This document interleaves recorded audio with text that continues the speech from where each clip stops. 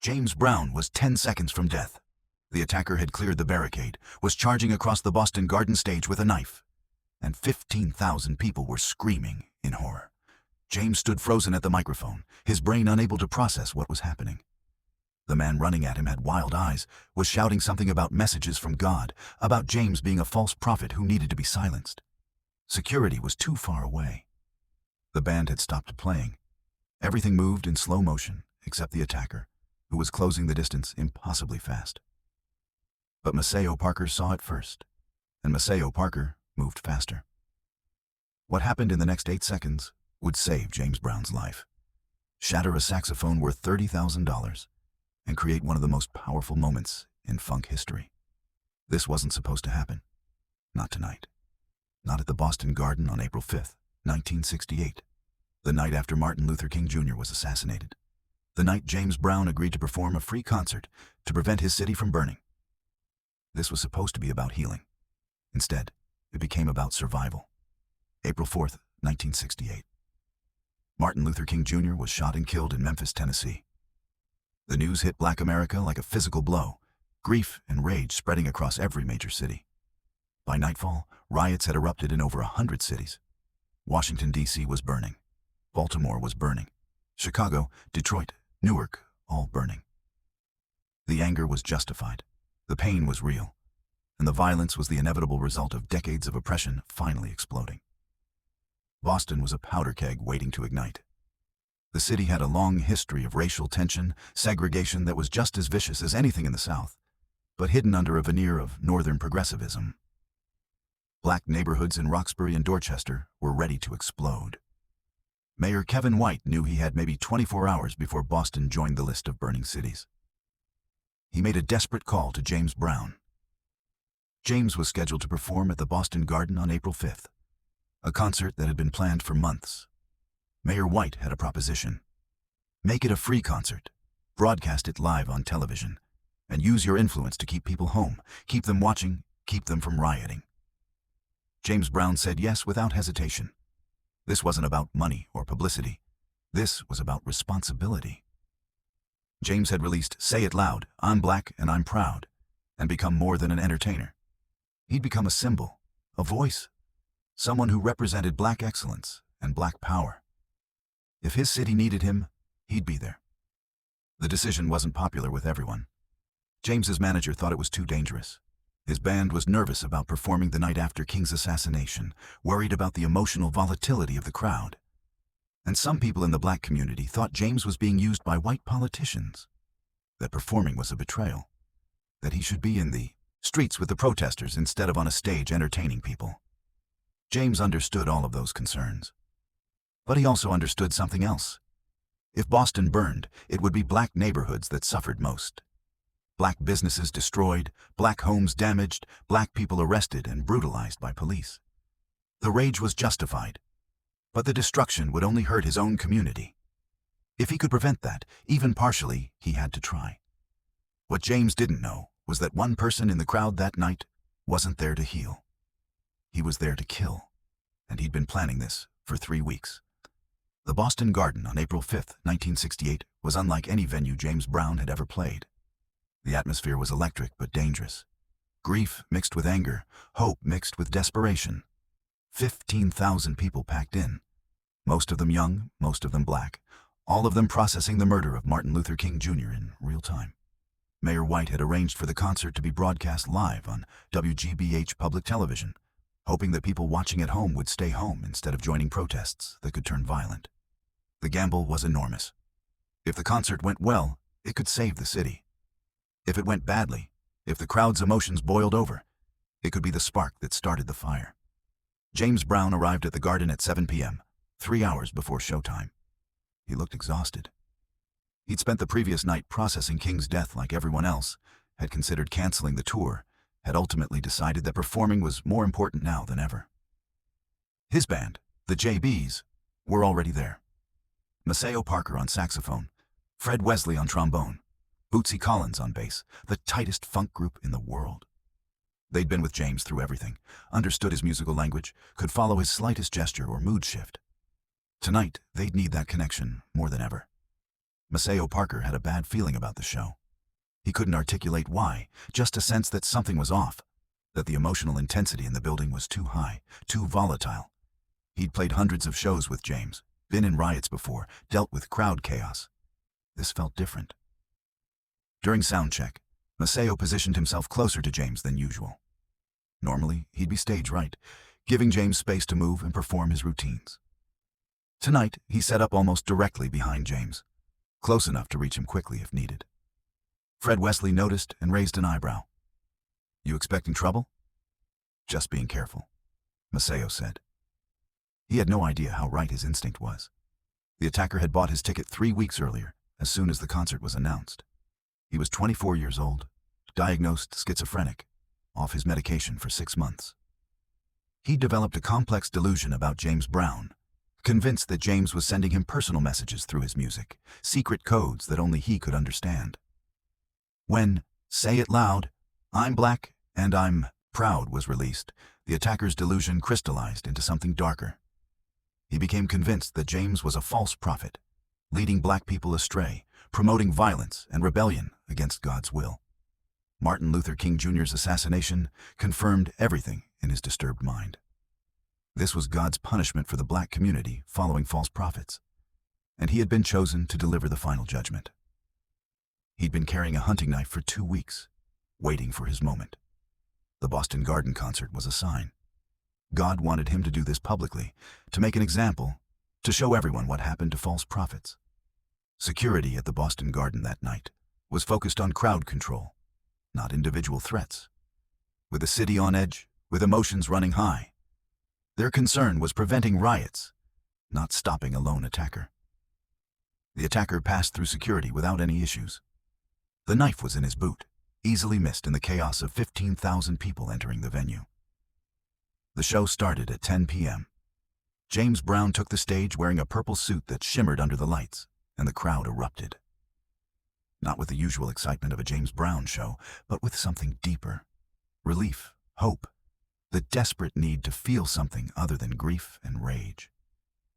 James opened with Cold Sweat, that driving funk rhythm, the emphasis on the one creating a pulse that got into your bones. The crowd responded immediately, dancing, moving, channeling their emotions into the music instead of destruction. For the first 90 minutes, everything worked. James performed like a man possessed, giving everything he had, using his voice and movement to absorb the crowd's pain and transform it into something powerful, but controlled. The television broadcast was working.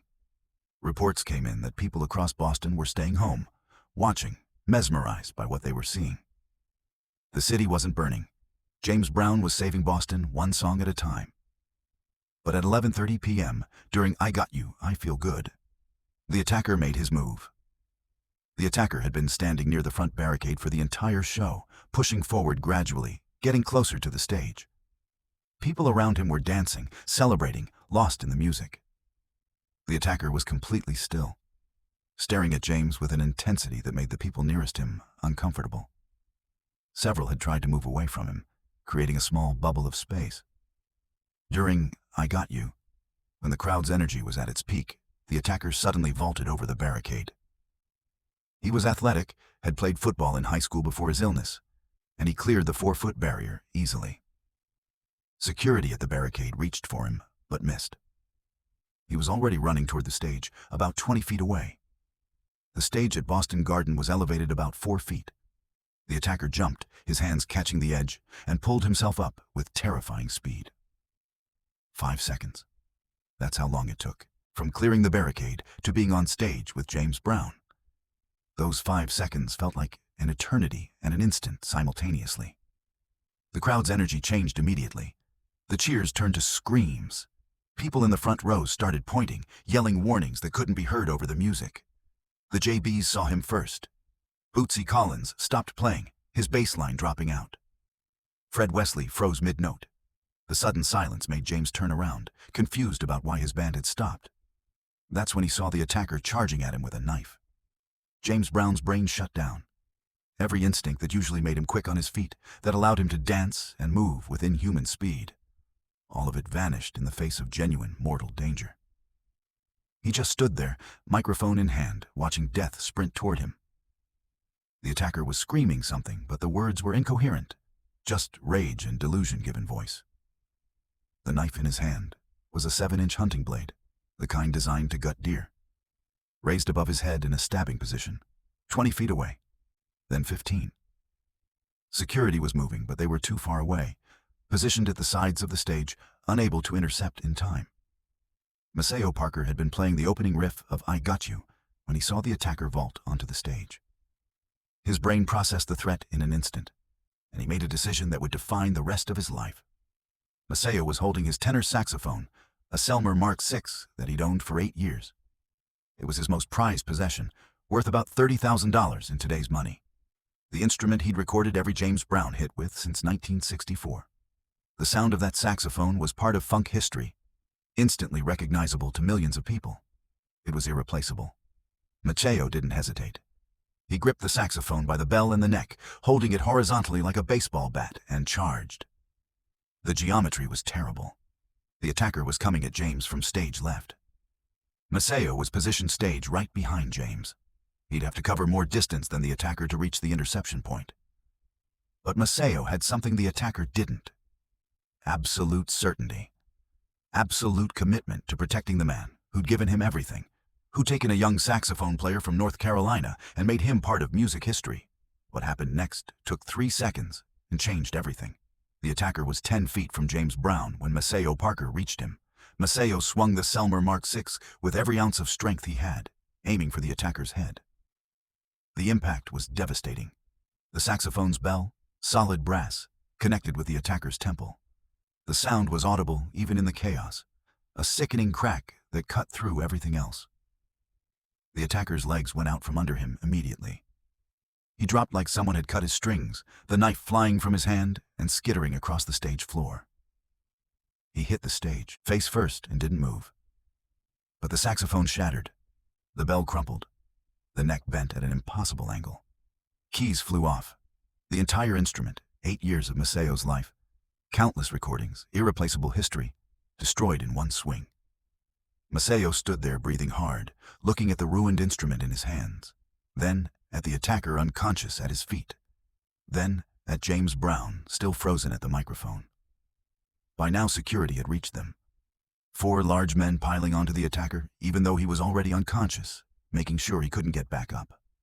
The crowd was in shock. 15,000 people who'd been dancing seconds ago now stood frozen, trying to process what they'd just witnessed. The music had stopped completely. The only sound was the attacker's labored breathing and the ambient noise of 15,000 people existing in stunned silence. James finally moved. He looked at the attacker on the floor, at the knife 10 feet away, at Maceo holding the destroyed saxophone. His brain was catching up to what had almost happened, what Maceo had just prevented. Mayor Kevin White was watching from side stage, his face white as a sheet. If James Brown had been stabbed on live television during a concert meant to prevent riots, Boston would have exploded. The entire city would have burned. Hundreds might have died. All of it prevented by a saxophone player's split-second decision. James walked slowly to Maceo, his legs unsteady. When he reached him, he just grabbed Maceo and held on. Not a casual hug. A desperate, grateful, life-affirming embrace. Maceo hugged back, still holding the destroyed saxophone, both of them shaking with adrenaline. The crowd didn't know what to do. Should they cheer? Cry? Leave? They stood in suspended animation, waiting for someone to tell them what happened next. James Brown pulled back from Maceo, looked at the destroyed saxophone, then at his friend's face. "You saved my life," James said, his voice rough. "That man was going to kill me, and you saved my life." "Of course I did," Maceo replied, trying to sound casual but failing. "Can't let anything happen to the Godfather." James looked at the crowd, at the television cameras still broadcasting live, at Mayor White's side stage silently pleading for James to salvage this somehow. James Brown made a decision. He walked back to the microphone. The crowd noise dimmed, everyone waiting to hear what he'd say. "Ladies and gentlemen," James began, his voice steady despite everything. "What you just witnessed was someone trying to bring violence into a night of peace, trying to destroy what we're building here. trying to take away hope during the darkest time our community has ever faced. He paused, letting the words sink in. But he failed. He failed because Maceo Parker wouldn't let him succeed. Because brotherhood is stronger than hate. Because we protect each other, even when it costs us something precious. James pointed at the destroyed saxophone on the stage. That instrument was part of music history. Every hit record we've made for the last 8 years had that saxophone on it. You've heard that sound, that tone, on every radio station in America. And Maceo just destroyed it to save my life without hesitating even 1 second. The crowd started to understand what they'd witnessed, the sacrifice that had been made. This is what Dr. King died for, James continued, his voice building power. Not violence, not revenge, but the kind of love that makes you put yourself in danger for your brother. The kind of strength that breaks what's valuable to protect what's irreplaceable. That's what we're about. That's what tonight is about. He turned to Maceo. Can you play? Maceo looked at the destroyed instrument, then at the backup saxophones in the equipment case side stage. Yeah, I can play. Then we're finishing this show, James announced. Because we don't let hate win. Because we don't let fear control us. Because Boston needs to see that we're stronger than the people who want to tear us down. Mayor White nearly collapsed with relief. The television broadcast was still going. The city was still watching. And James Brown was about to turn a potential disaster into the most powerful statement about resilience that Boston had ever seen. They played for another hour. Maceo used a backup saxophone that didn't sound the same, didn't have the warmth and character of the Selmer, but it worked. The crowd's energy was different now, more intense, more meaningful. Every song felt like resistance, like choosing hope over despair. When James performed the cape routine, when he collapsed and let his handlers drape the cape over him, then tore it off and kept performing, it meant something deeper tonight. It was a metaphor for what had just happened. Knocked down but refusing to stay down. Threatened but choosing to continue. Wounded but healing through music. Boston didn't burn that night. Across the city, people stayed home and watched James Brown turn a near assassination into a lesson about love, conquering hate. The attacker woke up in a hospital with a fractured skull and no memory of what he'd done. Psychiatric evaluation determined he was severely mentally ill, off his medication, experiencing psychotic delusions. He was committed to a state psychiatric facility where he'd spend the next 15 years receiving treatment. He never fully remembered the attack, but years later, after medication had stabilized him, he wrote letters to both James Brown and Maceo Parker, apologizing for something he couldn't quite recall, but knew he'd done. James never responded, but Maceo did, writing back to say he hoped the man had found peace and healing. The destroyed Selmer Mark VI saxophone became the subject of immediate legend. Photos from that night, showing Maceo mid-swing, the instrument raised like a weapon, circulated in newspapers across America. The image became iconic, representing the literal power of music to save lives. James Brown tried to replace the saxophone. He offered to buy Maceo any instrument he wanted, cost no object. Maceo chose another Selmer Mark VI, but it wasn't the same. Every saxophone player knows their instrument has a unique voice, and that voice can't be replicated. The new saxophone was fine, professional quality, but it wasn't his saxophone. The magic was gone. 6 months after the Boston Garden incident, James did something unexpected. He had the destroyed Selmer reassembled by an instrument maker. Not repaired to playing condition, that was impossible, but reconstructed, every broken piece carefully fitted back together, then permanently fixed in place with brass fittings. He presented it to Maceo as a gift. "This is your real instrument," James said. "The one that mattered.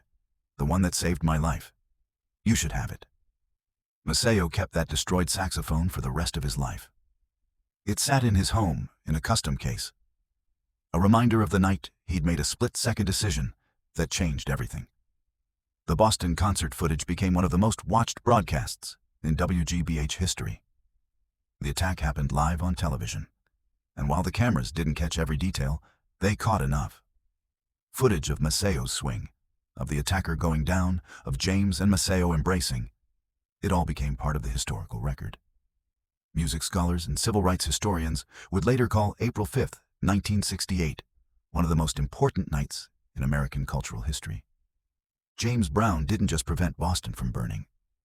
He demonstrated the power of art to transform violence into healing, hate into love, chaos into community.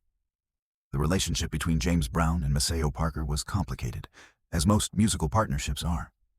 They had creative disagreements, business disputes, periods where they didn't speak.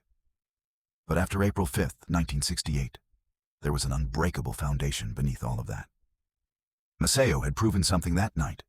He'd proven that when it mattered most, when lives were on the line, their bond was stronger than music, stronger than business, stronger than ego. Years later, in one of his final interviews before his death in 2006, James Brown was asked about the most important moment of his career. People expected him to talk about Papa's Got a Brand New Bag, or the Apollo Theater, or inventing funk. Instead, he talked about April 5, 1968. Maceo Parker destroyed a $30,000 saxophone to save my life, James said, his voice thick with emotion even decades later. Didn't think about it, didn't hesitate. Just saw someone he loved in danger and moved to stop it. That's not about being a hero. That's about understanding what actually matters in life. Success, fame, money, none of that means anything if you're not willing to sacrifice it for the people you love. When Maceo Parker was asked about the same night, his answer was simpler. James Brown gave me everything. Took a kid from North Carolina who could play a little saxophone and put him on stages around the world. Made him part of something bigger than himself. When someone gives you that, when someone changes your entire life, you protect them. The saxophone was just wood and brass.